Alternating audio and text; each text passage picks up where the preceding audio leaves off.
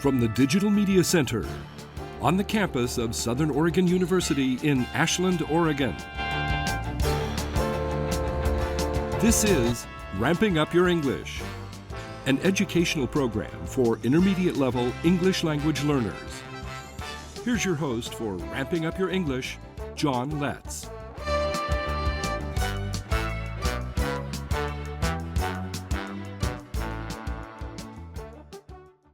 Welcome to Ramping Up Your English. I'm John Letts, your host, and this is segment 1 of episode 116. Our content-based thematic unit is Native Americans. I recommend that viewers learn about the Native Americans who lived or still live in their local area, or the area in which they hope to live. Every square inch of North and South America was either settled or in the dominion of some Native American community. There's a lot to learn about Native Americans who called Southern Oregon their home, and we'll learn about that in this video.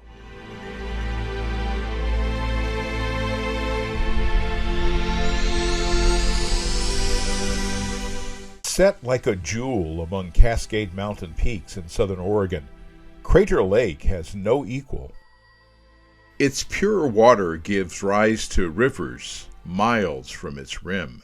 This rain and snow-filled volcanic caldera is the deepest freshwater lake in North America. That depth is reflected in the cultures that send holy men to gaze at its cobalt blue waters.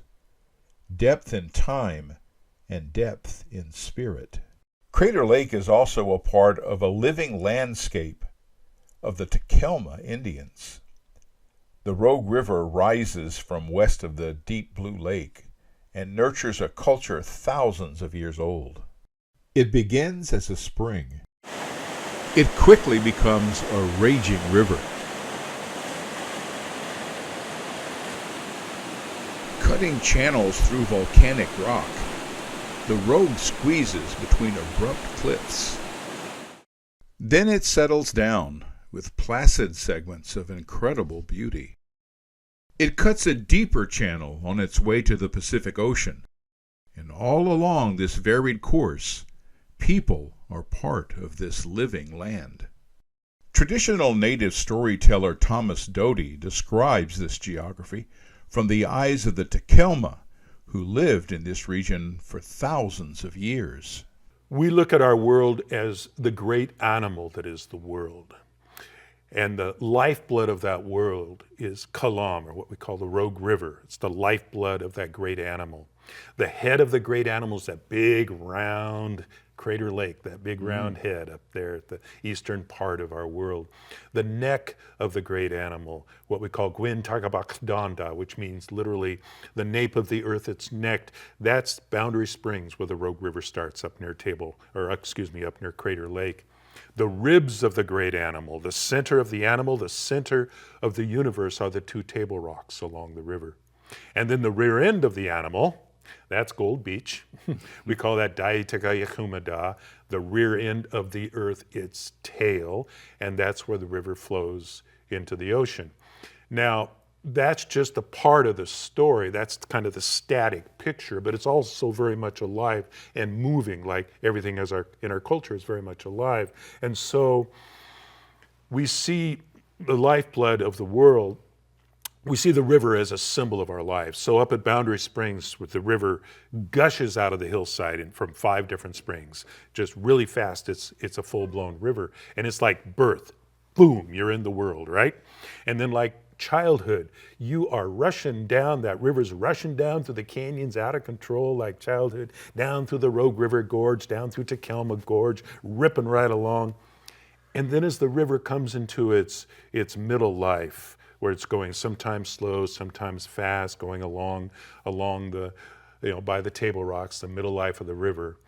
And then as it comes toward the end of its life, as it comes toward the ocean, it kind of slows down and widens out a little bit, like some of us widen out a little bit as we get older, until it flows into the ocean at its death. But that's not the end of the story or the cycle, because out over the ocean, the clouds form that come back over the Cascade Mountains that brings the rain and the snow that feed the springs, that feeds the river, that keeps the great cycle of our lives and the cycle of the life of our world, the great animal that is the world, very much alive and in motion.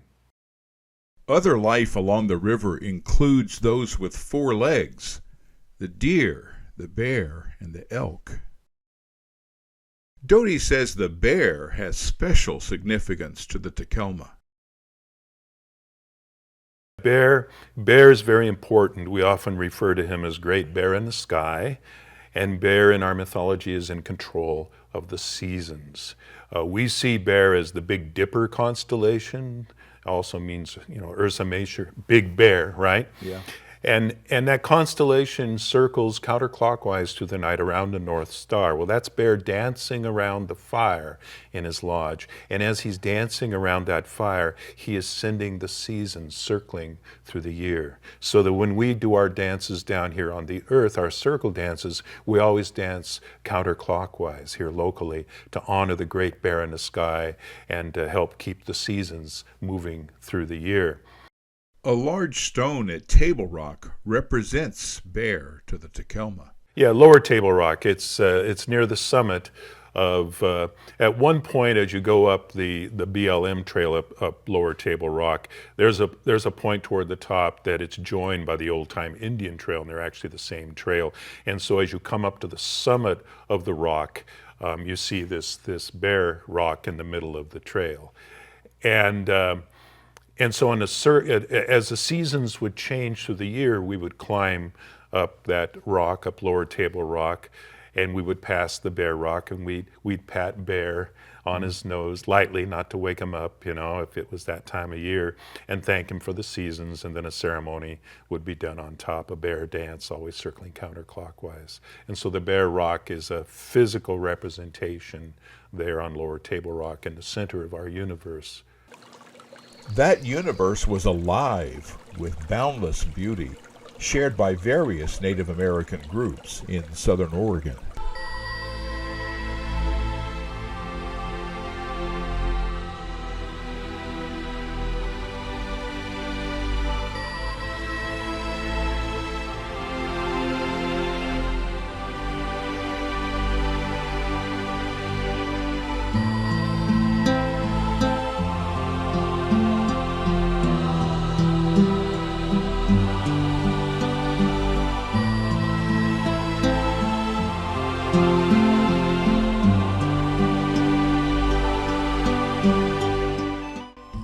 The plant life blesses with beauty, but also offers gifts for the people, medicinal herbs as well as food.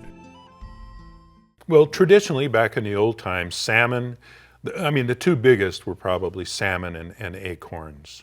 Acorns were picked, they were stored for a while, they were eventually pounded into acorn flour, they were leached to get the tannic acids out of the acorns, get rid of that bitter taste. And then you could make bread, you could mix them into a kind of a soup, you could add meat, you could add whatever, and kind of acorn mush, and it's very nutritious.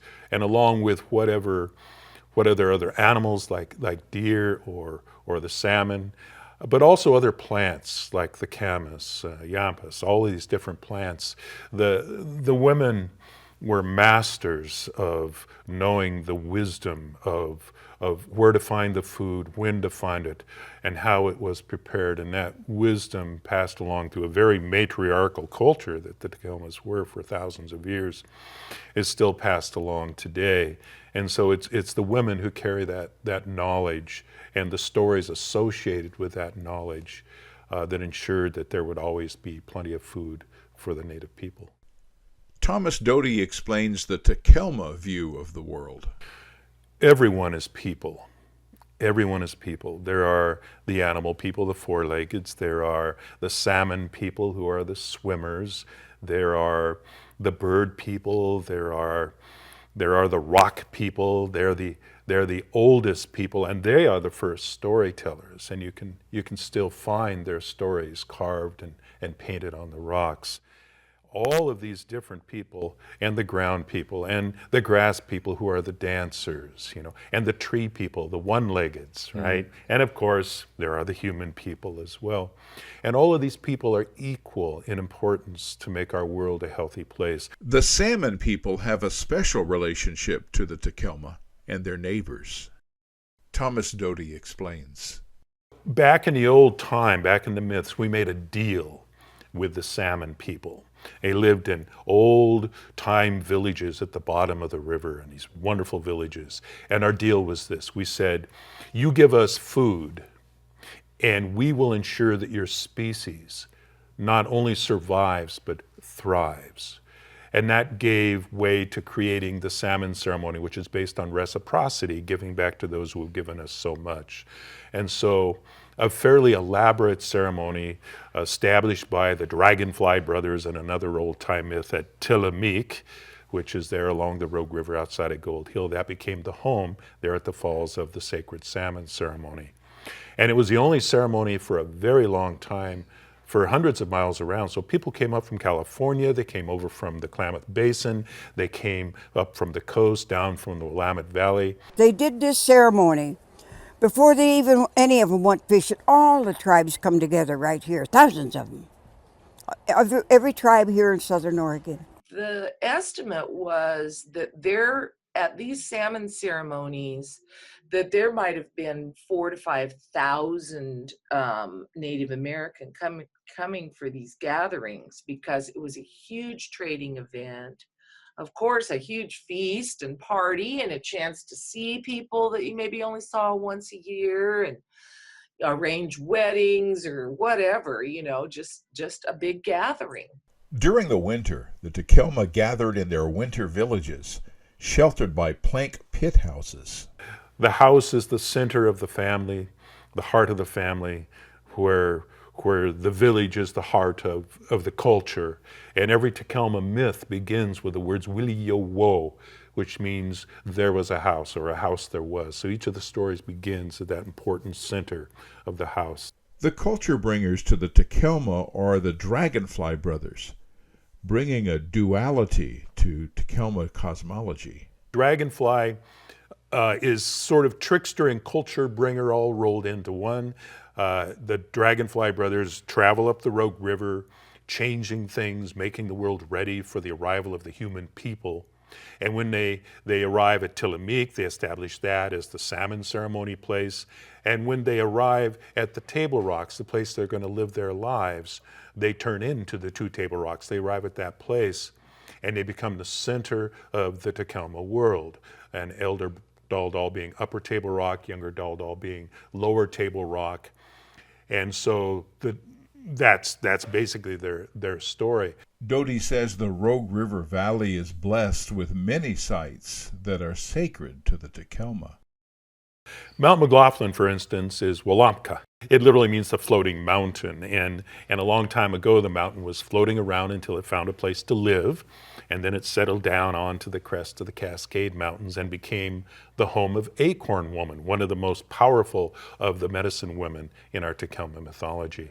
And every spring, she comes down the mountain, she spreads her swelling skin over the oak trees to grow the acorns. And in the fall, she goes back to live on her mountain, and her white hair is the shape of the snow on the mountain. The living world of the Takelma and their neighbors unraveled in astonishingly little time. Historian Ben Truey and archaeologist Mark Tveskoff researched the Rogue River Indian Wars, resulting from changes forced on the people when whites appeared in their country. So Indian-white contact in the Rogue Valley, current Jackson and Josephine County, starts in 1827 with this guy. This is Peter Ogden. He passed through in 1827 going down the Bear Creek Valley with his entourage, and they didn't have any trouble with the locals.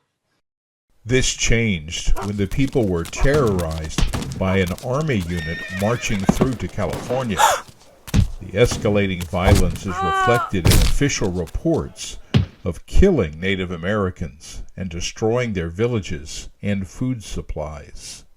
We've been marching about in the mountains, destroying villages, killing all the males we could find, and capturing women and children. And they captured between 30 and 35 Indian women and children. Around February 9th of 1852, gold is discovered in Jacksonville. And overnight, Jacksonville begins, and we have this small cluster of buildings. And overnight, you have maybe as many as 3,000 young testosterone-fueled men. One day, miners hung an 8-year-old boy in Jacksonville simply because he was an Indian. When local Indians struck back, panic ensued among the whites, blowing acts of violence way out of proportion. Then in the very next issue, the Oregon Statesman reports that the Rogue Rivers, Cow Creeks, Grave Creeks, Applegate Creeks, the Umpquas, the Shasta, and the Klamath Indians, and probably the Pitt Rivers, and also the Indians around Klamath Lakes have all united and declared an open and general war against the whites. So it's panic. It's just this is completely unsupported. They just state this, and because this is the rumor they're hearing in Salem, so it must be true. So the Battle of Table Rock actually happens at the headwaters of Evan Creek, way up in the hills, lasts about 4 hours. And then the natives realize that Joseph Lane is among the people. And Joseph Lane has a great reputation. He's the only person who actually talks to the Indians. He's treated with them. He's negotiated with them twice before. The cry arrives from the natives, Joe Lane, Joe Lane. And Joseph Lane, firing ceases. Joseph Lane crosses the battle lines, goes to the Indian encampment, and actually talks with them. During this brief truce, the native women go to the creek and carry water to the white people who are dug in on the hillside. The white people who moments before had been trying to kill them. And Joseph Lane negotiates that in a week's time they'll meet at Table Rock at the base of the escarpment, and they will sign a treaty. And the upshot is, and at the end of the when this is determined, the Indians help carry the wounded white people 25 miles to Jacksonville. One of the results is that a fort is built in Jackson County. This is what Fort Lane looked like. And he had built in 1853 Fort Lane, which was the first tangible inscription on the landscape of the Rogue River Valley of the U.S. federal government. Along with Fort Lane, the Indians were allowed to stay on a small reservation near the fort, a source of protection from miners and settlers trying to exterminate them. Several white people were attacked and killed as they traveled through the Siskiyou Summit, and vigilantes decided to take action against any Indians they could find. So the white people assemble around the village there, and before it gets light to see what they're doing, they start firing and kill between 30 and 35 natives. So that these 30 to 35 people they kill are old men, women, and children. This is on October 8th, 1855. And that gunfire was a vigilante group from Jacksonville led by a man named James Lupton, who went down to the Rogue River. This is about where Tuvale State Park is today, and attacked 3 Indian villages on the border of the Table Rock Indian Reservation and massacred their inhabitants. Lieutenant Schweitzer was ordered by Captain Smith to ride out to the Lupton to the site, and the pioneers fled at his approach, and they took the surviving Indians back to Fort Lane. And that's a complete inversion of that narrative of the cavalry running to the rescue of the pioneers. So that's October 8th, called the Lupton Massacre. October 9th, and to hear the whites tell it, for absolutely no reason at all, the Indians go crazy. All the Indians go on the warpath, and only just 2 or 3 writers, people writing in October of 1855, actually make the connection between the Lupton Massacre and the events of the very next day. On the reservation, a man named Mr. Gwynn William Gwynn is killed in his cabin. The Indians knew in retrospect whose cabin they were burning. They knew the names of the owners of the cabins. They knew the white people a lot better than the white people knew them. And when you get into the details of the breakout, you see that cabins are bypassed, people are bypassed, and every incident of the breakout is different. It's not like they went down the river, killing everybody they could see and burning every cabin they could find. That just didn't happen. It's all very targeted. But this is treated as a period when all the Indians are on the warpath, ignoring the fact that Chief Sam takes 300 of his people and goes to Fort Lane seeking this protection of the soldiers. They take refuge at Fort Lane. I should have mentioned that in 1853, Fort Lane was built to protect the Indians from the miners, not vice versa. When the attacking Indians were discovered in the hills, the Battle of Hungry Hill broke out. The Battle of Hungry Hill was what happened when those dragoons and citizen militias found the hostile encampment of Native Americans in the Grave Creek Hills. The Hungry Hill Battle is a battle the Indians won before losing the war. Reinforcements came in and Indian fighters eventually surrendered. The Indians of Southern Oregon, even those who sought refuge at Fort Lane, were forced to leave their home in the Rogue River Valley. Native people are forced from their homelands where they've lived for thousands of years. Here in the Rogue Valley in 1856, there were 5 trails of tears that led out of the valley. Native people force marched up to the Siletz and Grand Ronde reservations up north, only able to carry, take with them what they could carry on their backs. Sometimes families were split into different reservations. Takelma people died on that forced relocation. Where several Native people die from exposure to the elements along those walks. And several other Native people die of sadness. Imagine that, dying of sadness because you're leaving your homeland. Many then died from poor conditions at the reservation. In 1954, the Termination Act severed their relations with the federal government. This brought on a years-long struggle to be restored.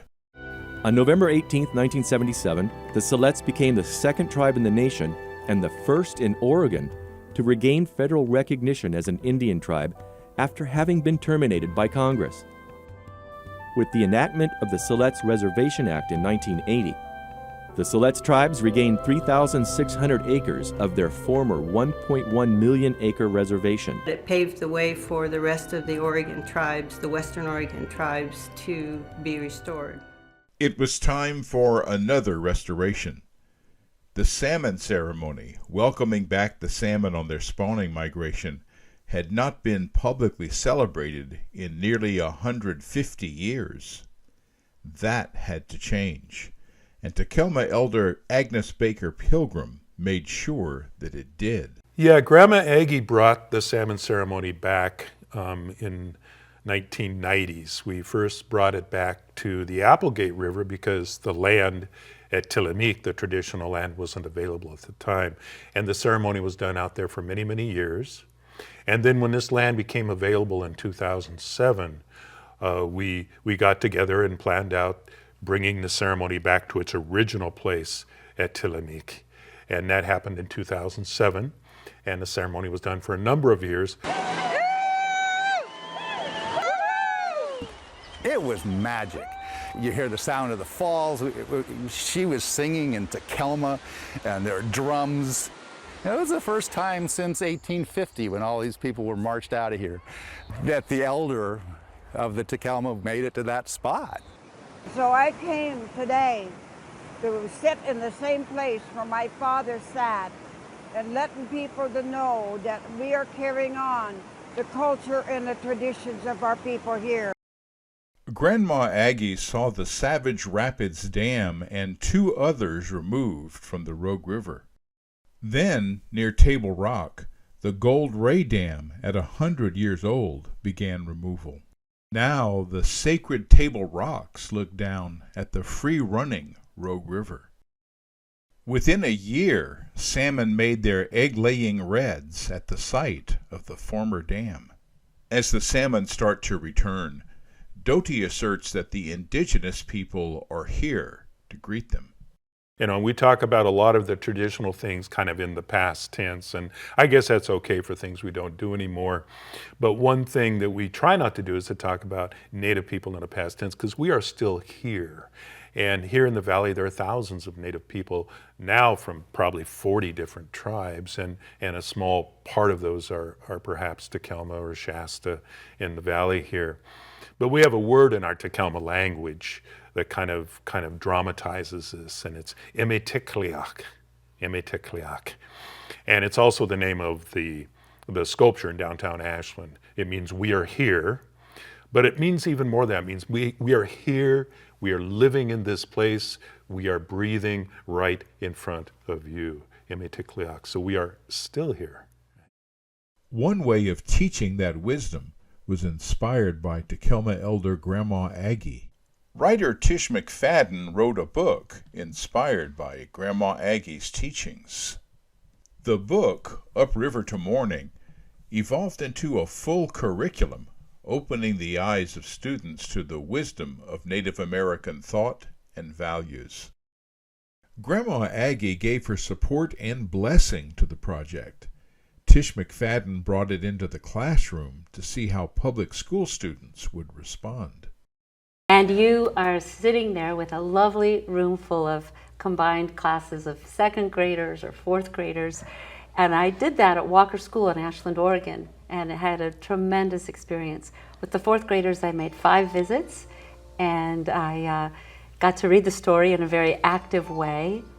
They seemed to love it a lot. We learned the songs, and we played music, and we moved, and we just had a fantastic time. I wish I could have stayed longer. McFadden's bond with Grandma Aggie made this project possible and enriched the lives of both. Takelma elder Grandma Aggie attracted a team of loving supporters who saw her through into her 90s. In November of 2019, Agnes Baker Pilgrim, elder, grandmother, founding member of the 13 indigenous grandmothers, and keeper of the salmon ceremony, passed from this world. The indigenous community and many others marked her passing with ceremony and fond memories. The loss was staggering. Much of carrying on her legacy was up to Thomas Doty and supporters from her family and community. In the spring of 2020, Thomas Doty passed away. So in less than a year, the oldest Takelma elder and the teller of traditional Takelma stories passed from this life. Doty passed while seeing hope for the culture he worked his whole life to resurrect, conserve, and share. We're seeing more of the younger people interested in what the elders have to say. For many years, the elders didn't talk much. They said, what's the use? It's obvious the younger people, they'd rather go to the cities, they're not interested in the culture. But now there's much more interest and the elders are talking, and so we're seeing much more of our traditional culture come back, our languages come back as well. The shape of Crater Lake is round, a circle. Traditional Takelma stories go in circles, always circling back, like the salmon's migration, like the young people listening with rapt attention to the stories of elders.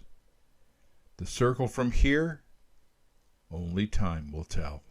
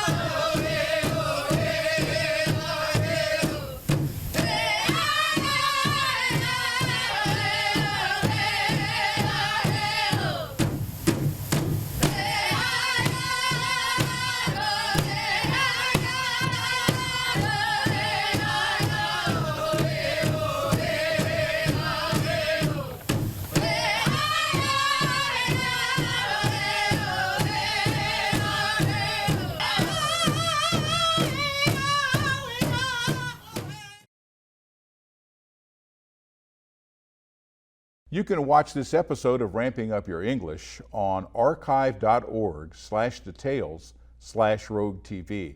There's a link from my website, letscreate.org. Just select the Native American unit and click on the episode 116 page. Lots of resources are there for you on that page. I want to thank my director, Cosmo Tigato, and my crew, Norman Mainwaring, for mastering the technical feats that make this program possible. I want to thank you, our viewers. You've helped make this program an award winner. Join us next time for Ramping Up Your English. I'm John Letts. You've been watching Ramping Up Your English, a support program for intermediate level English language learners. Learn more. Visit our website at letscreate.org.